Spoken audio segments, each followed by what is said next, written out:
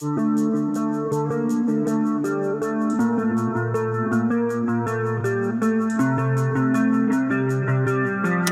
देश कह रहा है अब की बार। प्रधानमंत्री नरेंद्र मोदी ने राष्ट्रपति के अभिभाषण को लेकर 5 फरवरी को संसद में धन्यवाद प्रस्ताव पेश किया। इस दौरान लोकसभा में अपने भाषण में उन्होंने अर्थव्यवस्था से लेकर परिवारवाद और तीसरे कार्यकाल तक की बात की। उन्होंने कहा कि सरकार का तीसरा कार्यकाल बहुत दूर नहीं है। एनडीए को इस बार 400 सीटें मिलेंगी और जनता बीजेपी को 370 सीटें जरूर देंगी। पीएम के इस भाषण की खूब चर्चा हो रही है, जिसमें उन्होंने कांग्रेस पर जमकर ताने और तंज कसे हैं। प्रधानमंत्री ने कांग्रेस नेताओं को नसीहतें भी दी और कई के पार्टी छोड़ने की आशंका भी जताई। उन्होंने कांग्रेस और विरोधियों पर तीखा हमला भी बोला और कहा कि ये लोग इतनी मेहनत कर रहे हैं कि अगले कई दशकों तक विपक्ष यही बना रहेगा। पीएम मोदी जब विपक्ष पर ताने कस रहे थे, उस समय विपक्ष के कई नेता चुपचाप पीएम मोदी को देख रहे थे और सत्ता पक्ष के नेता तालियां बजा रहे थे।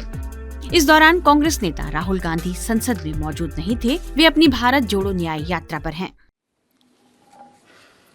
विपक्ष ने जो संकल्प लिया है उसकी सराहना करता हूं। उनके भाषण के एक एक बात से मेरा और देश का विश्वास पक्का हो गया है कि इन्होंने लंबे अरसे तक वहां रहने का संकल्प ले लिया।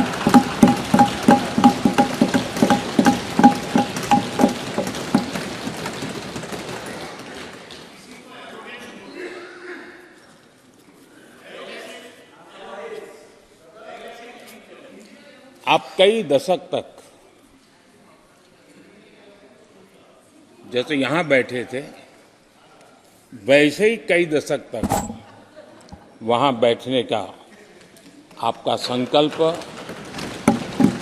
और जनता जनार्दन तो ईश्वर का रूप होती है,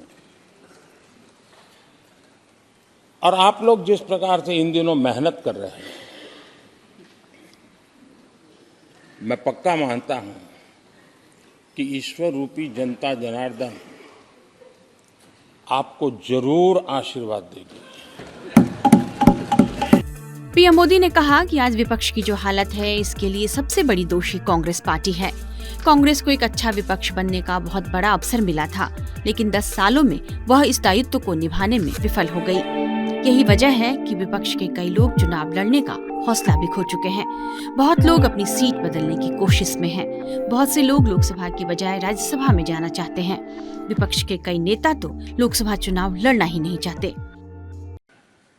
आज विपक्ष की जो हालत होगी ना, इसकी सबसे दोषी कांग्रेस पार्टी है।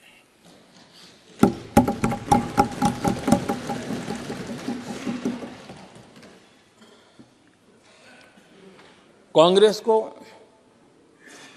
एक अच्छा विपक्ष बनने का बहुत बड़ा अवसर मिला, और 10 साल कम नहीं होते, लेकिन 10 साल में उस दायित्व को निभाने में भी वे पूरी तरह विफल गए। और जब खुद विफल हो गए तो विपक्ष में और भी होनहार लोग हैं, उनको भी उभरने नहीं दिया, क्योंकि फिर मामला और गड़बड़ हो जाए। इसलिए हर बार यही करते रहे कि और भी विपक्षी जो तेजस्वी लोग हैं उनको दबा दिया जाए। हाउस में कई यंग हमारे माननीय सांसदगण हैं, उत्साह भी उमंग भी है, लेकिन अगर वो बोलें, उनकी छवि उभर जाए, तो शायद किसी की छवि बहुत दब जाए। उस चिंता में इस यंग जनरेशन को मौका न मिले, हाउस को ही चलने नहीं दिए गए। कांग्रेस नेता राहुल गांधी का नाम लिए बिना पीएम मोदी ने उन पर हमला करते हुए इंडिया गठबंधन का मुद्दा भी उठाया और कहा कि उन्होंने भानुमति का कुनबा जोड़ा, लेकिन फिर एकला चलो करने लगे। अलाइनमेंट क्या होता है उसका ज्ञान तो हो गया होगा, लेकिन मैं देख रहा हूं अलायंस का ही अलाइनमेंट बिगड़ गया।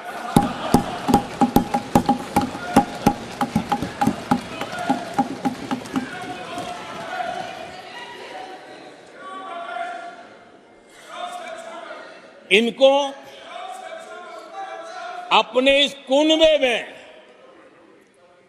अगर एक दूसरे पर विश्वास नहीं है तो ये लोग देश पर विश्वास कैसे करेंगे? पीएम मोदी ने नेहरू गांधी परिवार को निशाने पर लिया और कहा कि परिवारवाद ने कांग्रेस को उलझा कर रख दिया है। परिवारवाद का खामियाजा उठाया है और उसका खामियाजा खुद कांग्रेस ने भी उठाया है। अब अधीर बाबू की हालत हम देख रहे हैं,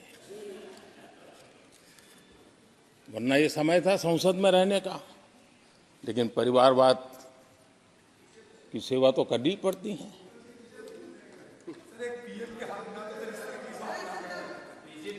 आदरणीय अध्यक्ष जी, अब हालत देखिए, हमारे खरगे जी इस सदन से उस सदन शिफ्ट हो गए और गुलाम नबी जी तो पार्टी से ही शिफ्ट कर गए। ये सब परिवारवाद के भेंट चढ़ गए। एक ही प्रोडक्ट बार बार लॉन्च करने के चक्कर में कांग्रेस की दुकान ताला लगने की नौबत आ गई है। हम किस परिवारवाद की चर्चा करते हैं? अगर किसी परिवार में अपने बलबूते पर जन समर्थन से एक से अधिक अनेक लोग अगर राजनीतिक क्षेत्र में भी प्रगति करते हैं, उसको हमने कभी परिवारवाद नहीं कहा है। हम परिवारवाद की चर्चा वो करते हैं जो पार्टी परिवार चलाता है, जो पार्टी परिवार के लोगों को प्राथमिकता देती है, जो पार्टी के सारे निर्णय परिवार के लोग ही करते हैं, वो परिवारवाद है। न राजनाथ जी की कोई पॉलिटिकल पार्टी है, न अमित शाह की कोई पॉलिटिकल पार्टी है। और इसलिए जहां एक परिवार को पार्टियां लिखी जाती हैं, वो लोकतंत्र में उचित नहीं है। पीएम मोदी ने जहां विपक्ष को खूब सुनाया, वहीं यह साफ भविष्यवाणी भी कर दी कि तीसरी बार उनकी सरकार बनने जा रही है और इस बार आंकड़ा 400 के पार होगा। अब हमारी सरकार का तीसरा कार्यकाल भी बहुत दूर नहीं है। ज्यादा से ज्यादा 100-125 दिन बाकी है और अब की बार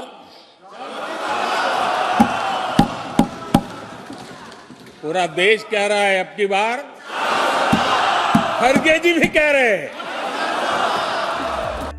समझा जा रहा है कि संसद में दिए गए पीएम मोदी के इस भाषण ने जहां विपक्ष को चारों खाने चित्त कर दिया है और उन्हें बैकफुट पर ला दिया है, वहीं बीजेपी नेताओं और कार्यकर्ताओं में एक जोश भर गया है।